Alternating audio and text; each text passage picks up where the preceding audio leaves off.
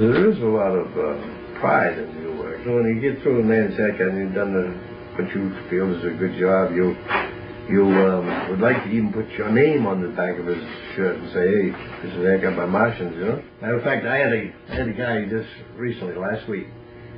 He had real long hair, which, when looking at it, you know that he had been going to a stylist, you know? So he came in, he said he wanted a crew cut. He said the stylist couldn't do it, and he said he'd been going. So I said something like, when you were going to the stylist, what were you paying? He said, I think he said $15, but she gave me a bottle of beer while I'm getting my hair cut. It's a big deal. I said, you give me 15, I'll buy you a six-pack. So there's all kinds of gimmicks, you know.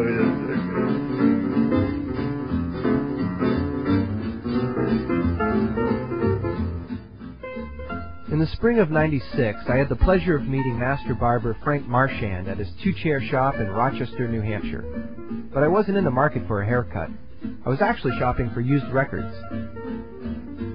Over the years from DJing at the local golf club, Frank had collected endless stacks of used vinyl that he was selling for rock-bottom prices right inside his old-style barbershop. I asked if anyone had approached him with the idea of documenting his non-traditional story.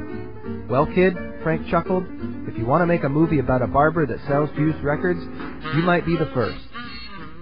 Years later, in the summer of 1999, I was phoned with sad news that Frank had passed away.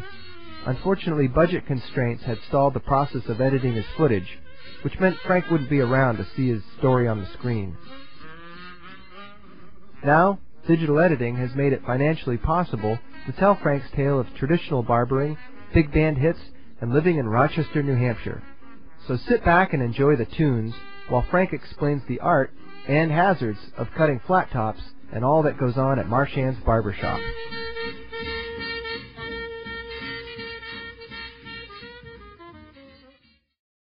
He came down from Canada at a very, very young age.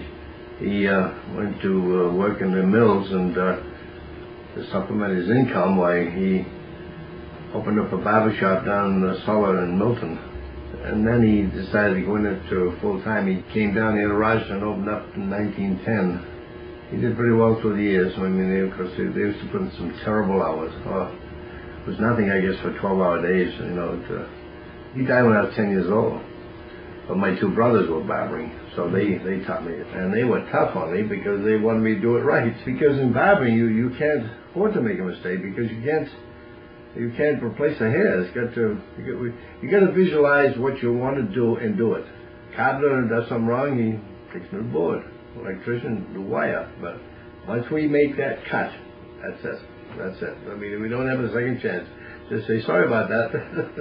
So nature takes over, and you just wait and hopefully the guy will come back again, you know. I had a young kid, and I whacked him right in the middle. Boy, when I saw it, it was just like somebody hit him with an axe. So I can remember I was inventive in the sense, he had this steak comb. So I put about a pound of it on top of his head, and I took the front part and I combed it back so it would cover up the... So it was a Saturday morning. He came back in the afternoon going to the movies, and he stuck his head in the door, and he says, my mother wanted me to tell you that was a damn lousy haircut. I said, you tell me, I know it. I can never forget it. As I say to this day, would you believe, over 60 years, I pick them up, I never use them unless I look at them, because I never forget it. The one mohawk that I did give, we had 4 barbers that time who were downtown, and there's 4 young guys came in, and evidently they've been nipping a little bit, I guess, on the beer, so they challenged each other to get a mohawk. So Monday morning when I came to work, there was a car there waiting for me, and it was this guy. He said, you got to take it all off. He said, my wife hasn't talked to me since I come home. He says, like I said, I would hope to live long enough to see vinyl come back again. It's basically how I started to accumulate them, and the fact that I stopped DJing after 29 years and figured, well, the best place to bring them down here. So I brought them down and put them on sale, and so different people would see my records and they'd say, well, I've got 300-400 in my garage or my attic. Would you like to buy them? And it was all this. Instead of me getting rid of my records, I went in the record business per se. So there I am with about 6,000 records here that are not moving because everything now is going to CDs and cassettes and all the music at that time. All those musicians were musicians. They were artists in their own respect. And all the songs carried a message. They were like ballads, and especially after you get sort of listen to the music, you can whistle it. Today, what do you whistle? 4 beats? The fact that I like the music, I back myself up with all these people so that I'd be assured that I'd have some support. And you'd see that we all are into the act, that we sure love the good music. Actually, loving the good music was an understatement. As Al Perry, then manager of Oldies WZNN, would explain to me, when Frank got word the station might be changing its format to an all-news broadcast, a petition of over 300 names showed up on his desk. Pages and pages of customers and friends who stood behind Frank and the nostalgia he hoped to keep on the radio. After considering the listener support and Frank's grassroots campaign, the station kept the good music on the air for the time being. Although I don't think the oldies format is being played to this day, Frank proved once again to be the caretaker of tradition, always for barbering, and now champion for big band memories. Just think if he had run for public office. My detachment commander, he came in and called me in one day and he says, I got a good assignment for you. He says, you want to every Friday night get onto the general's quarters and I got the whole staff's here every Friday night.